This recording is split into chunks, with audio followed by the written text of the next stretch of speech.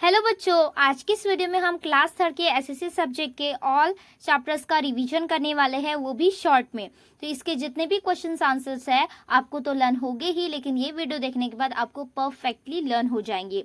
तो एसएससी के पहले चैप्टर का नाम है up in the sky, means आसमान के ऊपर। तो आपको पता ही है कि आसमान के ऊपर में प्लैनेट, सन, मून, एस्टेरॉइड एक्सेट्रा होते हैं। तो आइए इसके अब क्वेश्चन आंसर की प्रैक्टिस करें। इसका पहला ये चेक पॉइंट का क्वेश्चन है, राइट, ट्रू और फॉल्स। तो इसे मैं आपको हिंदी में समझा के बताऊंगी।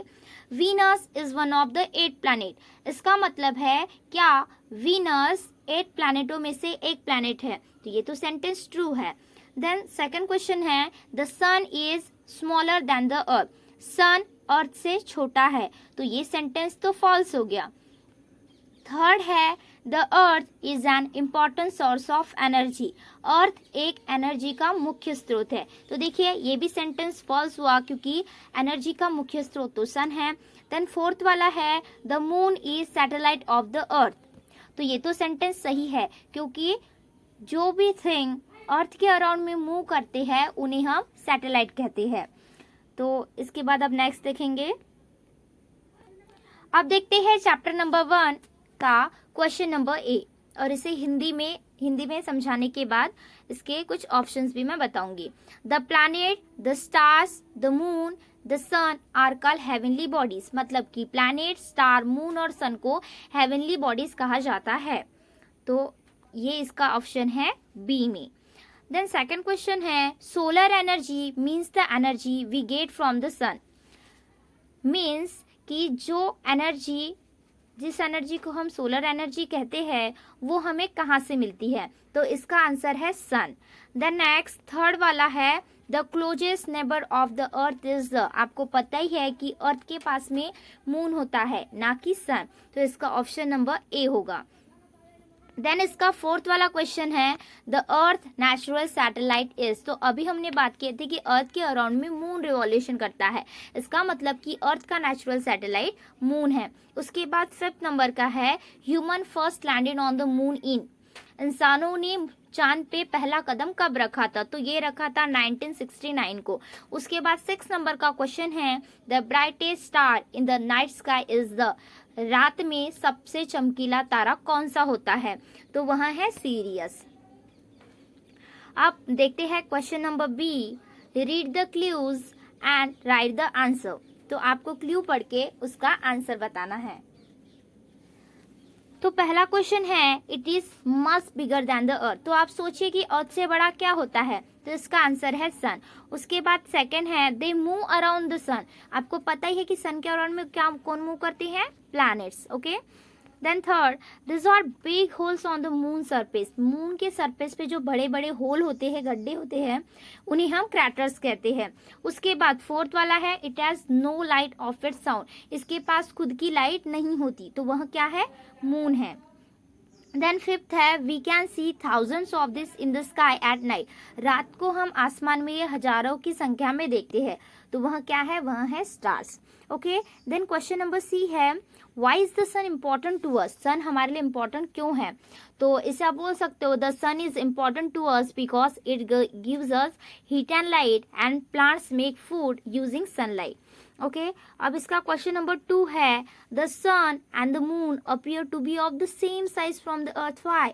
कि सन और मून को जब हम अर्थ से देखते हैं तब वो सेम साइज के क्यों दिखाई देते हैं? तो इसका आंसर है, the sun and the moon appear to be of the same size because the moon is much closer to the earth. सन और मून एक ही साइज के इसलिए दिखाई देते हैं क्योंकि मून अर्थ के बहुत ही पास में है। देन थर्ड क्वेश्चन है, who were the first people to land on the moon? चांद पे पहुंचने वाले पहले व्यक्तियों का नाम क्या है? तो उनका नाम है Neil Armstrong and Edwin Aldrin. Then fourth question है, व्हाट इज स्टार? तो आपको इतना बताना है, a star is a heavenly body, it is big ball of gas, it has its own heat and light. Then fifth question है, what is a constellation? Write the names of any 2 constellation. तो इसका answer है, a constellation is a group of star that forms pattern in the sky resembling figures of animals, people और thing. तो इसके examples है great bear, Leo, Orion and Scorpius.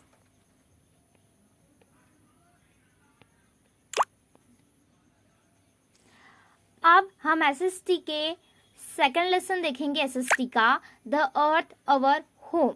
देखिए home उसे कहते हैं जहाँ पे हम रहते हैं। देखिए टोटल 8 प्लैनेट्स है और हम जिस प्लैनेट्स पे रहते हैं उसका नाम है अर्थ। तो अर्थ हमारी होम प्लैनेट है। तो आइए अब इसके इम्पोर्टेंट पॉइंट्स देखते हैं।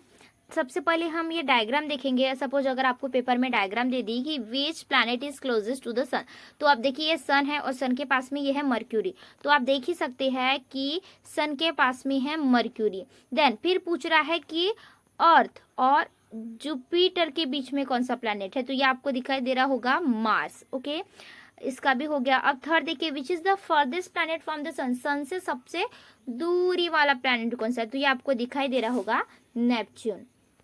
ओके, अब हम इसके क्वेश्चन आंसर देखते हैं। देखिए इसका जो फिल इन द ब्लैंक है पहले वो देख लेते हैं। वाटर कवर्स अबाउट, तो इसका आंसर आएगा 3/4 of the earth. The earth is in shape, earth कौन सी शेप की है? ओके, तो यहाँ पे आएगा राउंड शेप। ओके, अर्थ जो हमारी है वहाँ राउंड शेप की है। नेक्स्ट थर्ड जो क्वेश्चन है, and is a book of maps, तो इसका आंसर आएगा एटलास। Okay, Atlas. नेक्स्ट आपको ये जो नीचे में दिया है ये भी बहुत इंपॉर्टेंट है। The Pacific ocean is the largest ocean in the world and Arctic ocean is the smallest. अगर आपसे कोई पूछेगा कि सबसे बड़े ओशियन का नाम, तो वह होगा पैसिफिक। अगर आपसे कोई पूछेगा सबसे छोटे ओशियन का नाम, तो हो जाएगा Arctic. Then next question answer देखते हैं। Question number A, the layer of air surrounding the earth is called. हमारे अर्थ पे जो एयर की लेयर होती है उसे क्या कहते हैं, तो इसका आंसर है एटमॉस्फेयर। देन क्वेश्चन नंबर 2 है, we can live on earth because it has the right. हम अर्थ पे रह सकते हैं, जिंदा है, क्यों, किसकी वजह से? क्योंकि अर्थ पे क्या सही है, तो अर्थ पे टेम्परेचर सही होने की वजह से हम यहाँ पे रह रहे हैं। देन थर्ड नंबर का क्वेश्चन है, the model of the earth is called. The earth के मॉडल को हम ग्लोब कहते हैं। To find a direction we use, direction find करने के लिए क्या यूज करते हैं, तो इसका आंसर है compass. A very large body of water is called. Water की लार्ज बॉडी को क्या कहते हैं, तो उसको कहते हैं एन ओशियन। ओशियन मीन्स होता है महासागर। अब हम देखे हैं राइट, ट्रू और फॉल्स। ओके, ये सेंटेंस ट्रू है कि फॉल्स है आपको वो बताना है। So earth has more water than land. Earth में लैंड से ज्यादा वाटर होता है, तो ये सेंटेंस है ट्रू। सेकंड है, large maps hung on walls are called wall map. जो बड़े बड़े मैप होते हैं वो वॉल पे लगाए जाते हैं, उन्हें हम वॉल मैप कहते हैं, तो ये भी सेंटेंस ट्रू है। थर्ड वाला है, the needle of a compass always points to the north. जो कंपास की नीडल होती है ऑलवेज नॉर्थ डायरेक्शन की तरफ होती है, तो ये सेंटेंस भी ट्रू हुआ। Earth has 5 continents and 7 ocean. Earth पे 5 कंटिनेंट मीन्स 5 महाद्वीप होते हैं और 7 महासागर होते हैं, तो ये सेंटेंस फॉल्स है। ओके, अब नेक्स्ट देखते हैं क्वेश्चन नंबर सी। तो इसमें क्वेश्चन पूछ रहा है, why does life exist on earth. Earth पे लाइफ एग्जिस्ट क्यों है, अस्तित्व में क्यों है, तो इसका आंसर है life exist on earth because it has air and the right temperature. देखो लिविंग थिंग के लिए ये दोनों चीजें जरूरी होती है, एयर और राइट, सही टेम्परेचर, सही तापमान, तो ये अर्थ पे अवेलेबल है, इसलिए इस पे लाइफ एग्जिस्ट है। ओके, देन क्वेश्चन नंबर 2 है, what is a map, how is it more useful than a globe. तो इसका आंसर है, a map is a drawing of the earth. इसकी डेफिनेशन है, तो a map is more useful than a globe. ये globe से ज्यादा useful इसीलिए है because big globes can difficult to carry, क्योंकि बड़े बड़े ग्लोब हम कहीं भी लेके नहीं जा सकते, और it is not possible to see all the places on a small globe. और देखिए एक छोटे से ग्लोब पे सारी जगह देख पाना पॉसिबल नहीं है।